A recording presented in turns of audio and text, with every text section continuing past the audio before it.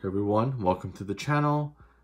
In this video, I'll talk about modern versus vintage in terms of collecting / investing. I actually spent quite a few hours trying to gather my thoughts, trying to look at resources online as well to hopefully compile you guys something maybe useful. Maybe I can raise some interesting points that you guys might have not thought about before. At the very least, hopefully probe some kind of thinking, whether you might want to collect or invest in vintage or modern, or maybe a mix. So I'll start with some of the advantages that I found or that I sort of believe in for vintage Pokemon cards. For the purposes of this video, anything from 1999, so the WotC era, all the way up to maybe the 2014 mark. So that's the sort of start of XY would be considered vintage. So these are some representative cards from those generations. So the modern will be anything from 2014 up to what we currently have in Scarlet and Violet. So let's get started. So I'll start with the advantages of collecting and investing in vintage cards. So the biggest thing that stands out for me is the fact that vintage Pokemon has a lot of history. So the established markets are sort of, it stood the test of time. So a lot of these vintage Pokemons have at least 10, 15, and some the WotC era cards like 20 plus years of time, allowing it to mature. So I think the prices for a lot of the older cards are more stabilized, and hence why I think the risk might be a little bit lower if you were to actually sort of trying to gain some value out of it. I think it's definitely maybe a little bit less risky, just because these cards had so many years to sort of settle and find an equilibrium price point. Over the years, what's popular is likely still going to be popular. We have a good idea of which sets are maybe a little bit more rare. So as an example, we know that maybe the earlier WotC, so base set, it was heavily printed along with Fossil Jungle. However, we do know that the print runs when it went to the E-Series sets, so this is the tail end of WotC, I would say the demand sort of was dwindling at that point, coupled with the fact that WotC was sort of, the Wizards of the Coast company was getting switched out for Nintendo, so that's right before the EX era. So print runs are notably shorter, such as Aquapolis and I believe especially Skyridge. So hence why after this many years, it's not like there were any surprises with an excess of supply. So I think we have a good idea that maybe the E-Series cards are rare, and perhaps the Gold Stars. We know that these are one of the rarest cards, set cards, I guess, that you can pull from a pack. These are generally one every 2 booster boxes. So I mean, this again ties in with the fact that the markets are more established. We have a better idea of what these cards are, what their value roughly should be around, just because there's so much time for people to actually buy or sell, and then at which point it reaches a stable price point. So yeah, so that's why I think the prices are definitely going to be more stable. It's going to be less prone to sort of fluctuations with market cycles, hype, since I think they do have good fundamentals at the end of the day, in my opinion. So yeah, basically what's considered popular will likely continue to be popular. Yeah, so I don't think the popularity aspect, for these older cards will shift too much over the years, but yeah, at least not to the degree of modern, for example. Following along with the established market argument, the population reports, especially PSA population reports, are very much more fleshed out, I would say, relative to the modern cards. This can be partially attributed to the fact that these older cards had so much time for people to send in for grading. A lot of the more valuable cards as well probably have been sent in for grading, especially I can think of maybe the Gold Stars, maybe a lot of the first edition holos, I would say. you know, a lot of them that are in decent condition, I would imagine should have been sent in if it's in maybe collector hands. So I think, again, it goes back, you know, we have a better understanding of what's sort of out there and what to kind of expect, which sets are harder to grade, which ones are a bit more easier. But the other point I wanted to make is that, you know, you might have heard this from other channels as well, but the WotC era, or the first sort of generation of Pokemon cards, will always sort of remain first. It's simply a fact. You know, we see this with other markets such as sports. Sports is a big thing. So rookie cards, basically the first appearance of a player in sports, is a big deal, right? Because we know, you know, a lot of these famous, let's say basketball players like the Michael Jordan rookie, you know, it commands such a premium because it was the first appearance. So I think people, including myself, you know, I do own both a lot of modern and a lot of vintage, but I think, you know, the true collector in me also wants the first one, right? The first appearance, the first time this Pokemon appeared on a card. I think it does truly bring some kind of additional value. So I think people will want to go back and purchase the first appearance of their favorite Pokemon cards. So I think that's an edge that WotC has. Like, as an example, the base set Charizard will always sort of be considered the base set Charizard, you know, as the original, you might say, because all the subsequent Charizards, the one in Evolutions, the reprint in Celebrations, the reprint in the specialty boxes, so those are technically all reprints of the original base set, which I think at the moment it may seem like the price point is kind of high, but then I feel like it will never beat out the original, right? I don't see why people prefer the reprinted version over the OG version, you know, the one back from 1999.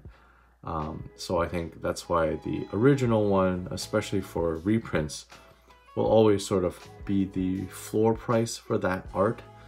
So the next one is nostalgic factor.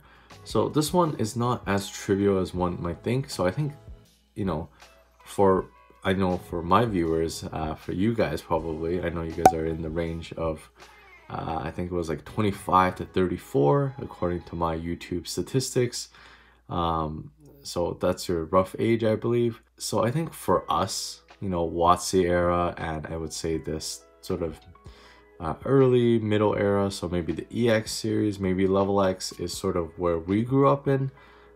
That's where our attachment is, our nostalgic sentiments lie.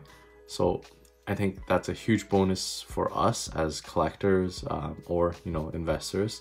The nostalgic factor will play a big role for us specifically, just because you know, these vintage cards is essentially what we grew up with. So from a collecting point of view, there's definitely that attachment. We do want, you know, what we had as a kid. You know, obviously it does evoke memories, right? That's sort of how a lot of people got back into this hobby, is because they wanted the cards they had as a kid. So I think this could be like sort of an advantage of collecting the vintage Pokemon cards, just because we'll have an attachment to it too. Ultimately, it is, you know, we do want to collect and invest in what we love. But later on, you know, that might not be the case for kids today, right? Because kids today are opening modern products. So they might want actually the products that are on the store shelves that we find today. So maybe one day they'll want to go back and buy whatever, you know, modern Pokemon set that can open today. I think one of the last points I would want to make about the vintage cards is the rarity aspect. So again, generally these older cards are a bit less printed. So generally the WotC era was a bit more like short printed compared to our modern day Pokemon, I believe. Just because Pokemon wasn't like established yet at that point. Especially people weren't like protecting their cards, so I think a lot of them were damaged and they were just considered a toy, literally, right? Like we didn't know that they had any value, or they will have any value associated with them. So most kids played with their cards. So I think The condition will definitely be harder to find in a higher condition, you know, compared to especially our modern cards, where most people, well, I don't know about most people, but I think a large proportion of people relative to the vintage era are more sort of keen on protecting their cards, knowing that there could be some value to it. However, you know, when you're opening these up as a kid and in 1999 or 2000, this is a new game. So like, who would have thought to protect these cards and keep them in good condition? I definitely didn't. I played with them. I held them. I put a rubber band around them. You know, I gave them a good beating. So that's another aspect, is just rarity, not only in the context of condition, but also just the amount that actually exists. I would believe that the vintage is a lot lower, especially for the middle era stuff and the late WotC era stuff. I think just because the demand was lower and Pokemon was sort of printing to demand, so I believe they printed a lot less of those kind of cards, therefore you know, making it more harder to find today. However, what's interesting to note is that the base set, the earlier WotC sets, they actually did print a lot of it, just because it was a boom in 1999, especially base set. So that's why, you know, they had so many runs of base set. First edition, the Shadowless, and then the Unlimited. And I think that boom, you know, obviously that was a huge print run, but then I think it slowly went down from that point onwards. I guess all in all, in general, I believe the older cards are less printed compared to the newer cards here, which are really just mass printed because of the, especially, you know, in the last year or two, the resurgence of Pokemon, combined with all that hype. I think Pokemon really printed a lot of cards. So yeah, so I think in terms of rarity, I think the vintage cards will likely be a lot more rare. As far as I know, there has not been any contenders that can sort of mimic the pull rates for these gold stars.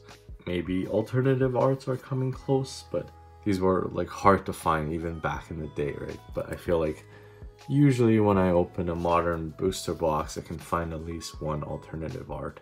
So yeah, I'd love to have your guys' opinions on that. I'm not sure if you guys know any pull rates that are more sort of rare than the gold star, but I do really enjoy that chase of that rarity. And I think vintage definitely has more of that, especially if you want to also get vintage in a really high grade.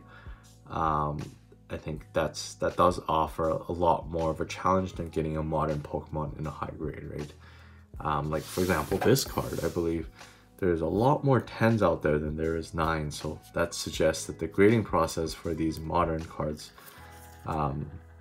especially Hidden Fates, I believe is printed really well and generally decently centered.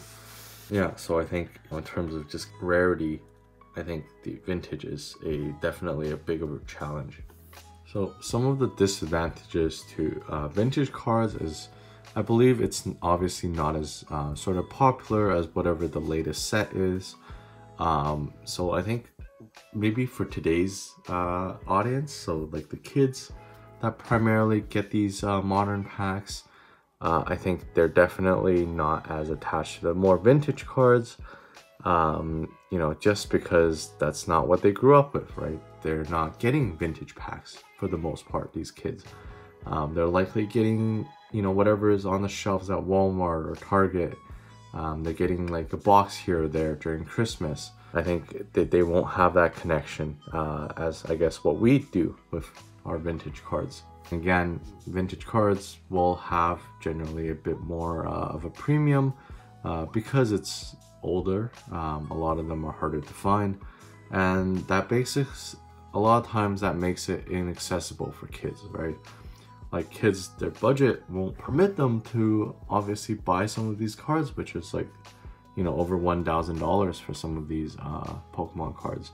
This immediately sort of segregates the markets. I feel like vintage will have a little bit of a higher barrier to entry just because of the price point that it's at. You know, definitely taking away a certain proportion of the market of Pokemon. However, you know, in modern Pokemon, it's sort of accessible to anybody. We can all go to the shelves and grab a sort of ETB or tin or whatever. Generally, you know, it's more affordable, so more people can enjoy the product. But the vintage cards are, you know, sort of reserved, I guess, now for the more hardcore collectors, in my opinion. So yeah, I mean, in terms of like packs, like I don't know too many people that are willing to rip hundreds and hundreds of dollars of packs to probably not get a chase card, let alone their money back. So I think definitely that's where sort of the vintage market is lacking, is just because now the prices are so expensive. It's hard to get into it, right? It's harder to be engaged with it, especially if you have to shovel out so much money. This could be sort of a disadvantage, but the short-term gains are generally going to be lower with vintage cards, just because, again, goes back to the established price points. They're not going to fluctuate like crazy like the modern cards. They're not going to be sort of influenced by what's hype, you know, what's sort of what are people talking about, social media. I think the vintage cards are generally, because they're so stable, your expected return on investment is going to be lower. Just in general, I would say. You know, I don't want to say any absolutes here. Could be sudden resurgence, but I think for the most part, we see that more with modern cards, that like there could be sudden spikes just because you can get in at such low prices to begin with, so your percent change will be sort of a lot higher compared to if you bought a bit more expensive card and it only goes up a little bit. Yeah, so then I think definitely vintage, you know, there might be a little bit less plays just because it's so sort of flushed out, you know, like the people that want their vintage cards probably have sort of bought them already. So I think it's a little bit more of a calmer scene. So that could be a disadvantage, especially if you're trying to sort of do a quicker scale flip, or like, you know, a shorter term investment, you know, that could result in a you know, hopefully at least a slower growth rate. Whereas sort of the modern cards can fluctuate like crazy, and potentially, you know, it could go up in value in a lot shorter of a duration. I think the last sort of disadvantage of collecting vintage cards is that as collectors, you know, we sort of set these goals, and as we sort of fulfill them, we're not really looking at these cards anymore, you know, like looking to buy new vintage cards. So I think once these vintage sets get filled, whatever, I think it'll get a little bit mundane, right? Like, you know, I feel like, for example, my goal is to collect every sort of chase card in a PSA 9 or above. So I feel like if I collected all the, let's say, EX series cards or gold stars in a 9 or higher, then I kind of achieved that goal, and I wouldn't really be engaged too much, I guess. Especially in the markets, just because I feel like these are, well, I'm not gonna say easy to, it's definitely difficult for me, but I would say like these are not unforeseeable, right? I think there'll be a day where I do complete the set, and then I'll be like, now what? That's one of the potential cons of collecting and investing in vintage, is that just, you know, it could get boring, because let's face it, you know, like especially these like WotC holos, they all look kind of similar in a sense, you know, the style is similar. You got this box and then you have a Pokemon, but I think with today's cards, the modern era, the art is just so diverse. It's super creative. Like, the modern cards really do look modern, like the art, the detail, you know, look at this variety of different cards. I think it's very cool, but that's one of the main reasons I love modern, is just the variety, right? The less chance of getting bored, and modern cards are constantly being printed. New sets are coming out every couple months or something like that. So I feel like you might be more engaged, for example, with the modern cards, just because they keep adding new sort of new cards that you can collect. So I think that's a little bit of a disadvantage in terms of vintage, where you know, we already know what's out there, right? There's no more surprises. By the time you collect everything, it's not gonna, you know, it's gonna feel a little different, right? So I think definitely modern might be more sort of where I'll be shifting once I fulfill more of my collecting goals. So I guess this leads in really well to the advantages of buying modern cards, is that the main thing is these are very cheap, right? I can open a ton of these if I want to for a decent-ish price. It won't break the bank, hopefully. So yeah, so I love how it's accessible, how I can go into Walmart or you know, wherever, a drugstore, and just pick up a pack or two, or on occasion open it with my partner. I think it's a great way to, you know, spend time with family, friends, partners. I think it's a great sort of activity, and it's, you know, it brings a lot of entertainment value too. So I think modern, the beauty of it is that, you know, you don't feel too bad opening a pack, and despite getting, you know, you're probably gonna get something if you open like, you know, maybe 3 packs, for example, 3 or 4 packs, you're probably gonna get something, maybe at least a V card. So I think in that sense, it's definitely a positive how it's so easy to just obtain packs, modern Pokemon, and start your collection, right?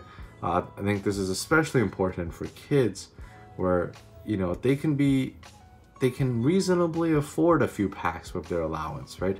I think that's going to be critical, because if they can't buy it, they'll never get into it. You know, maybe parents, you know, if it gets too expensive, maybe parents don't want to get it for their kids. So I think definitely it's really important that kids today will continue to collect.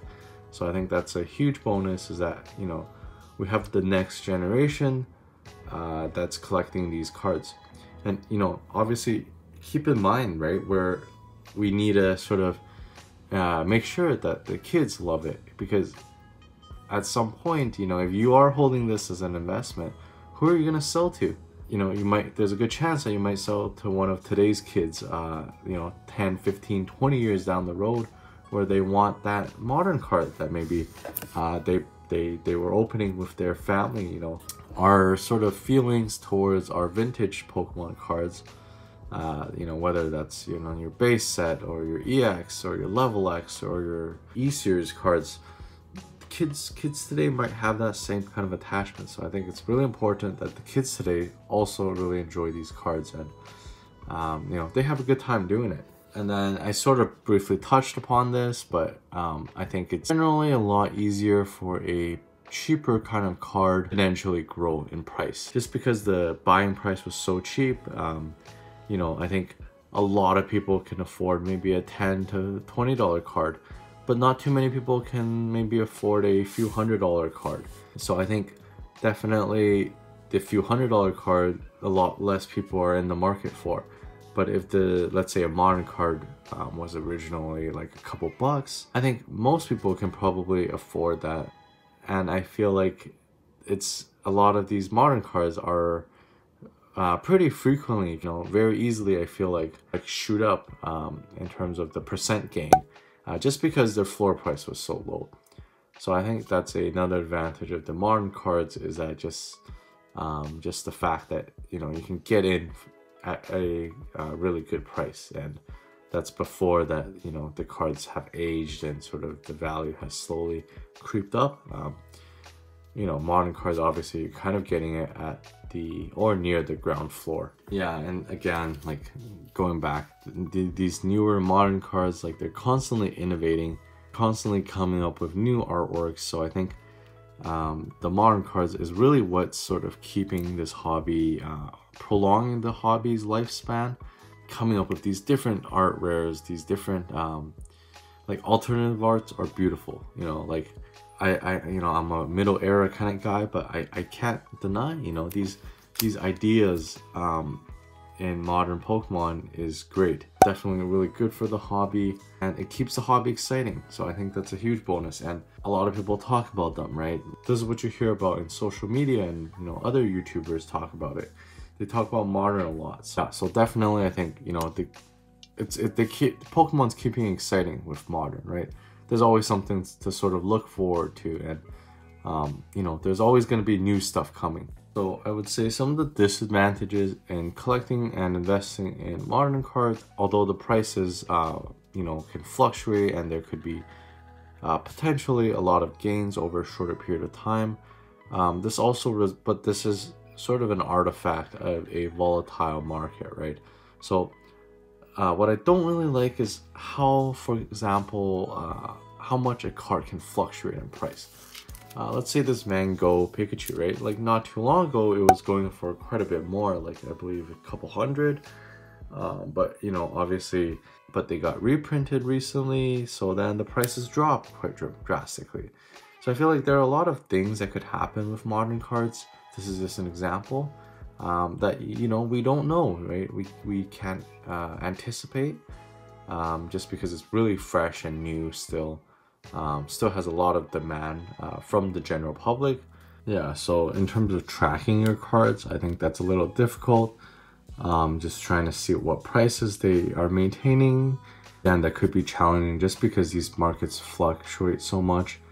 And it's also really dependent on what's hyped, what the social media people are saying. So that is one, I would say, disadvantage. Is just there's a lot of unknowns, right? A lot of variables that still exist, especially if they're really, really new. You don't know if your reprints can affect the price. So to me, there is a little bit more risk in that sense. And I think in general, because especially now that modern Pokemon is so in demand, I think Pokemon really ramped up their printers. So they printed so many of these cards. I forgot what the statistic was, but that ultimately obviously makes it less rare for even the chase cards, right? Even the alternative arts. Like look how many Moonbryons have been graded.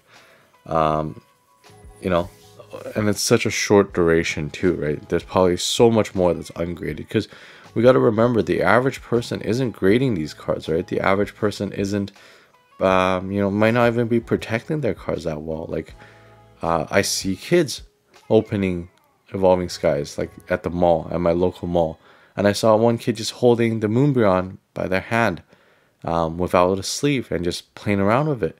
So like I think a lot of people don't actually end up protecting their cards, and we don't even see that. So I think the pop report is still only a slight fraction of the people and collectors out there that actually own the card.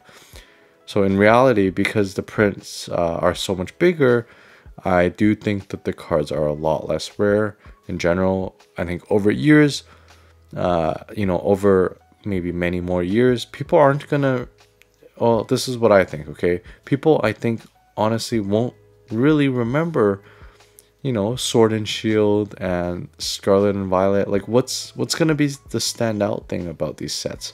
Like how do we know that they're not gonna blend in like any other set from Sun and Moon or Sword and Shield, right? Like sure, there's some more iconic sets, maybe the holiday sets within each of these sort of blocks, Sword and Shield and Scarlet and Violet. But again, I don't think this will ever beat something as iconic as WotC, right? The first sort of generation. Yeah, like I feel like nothing will really beat the first. Hopefully this doesn't sound too biased, but yeah, that's just sort of what I think in terms of the lack of rarity in more modern Pokemon cards. Yeah, and I briefly touched upon this earlier, but modern reprints of, the most notable examples are the reprint of base Charizards. Like the value will, I believe, always be lower than the original base Charizard. And I think the growth will sort of also kind of reflect that. The base will probably be growing at a faster pace.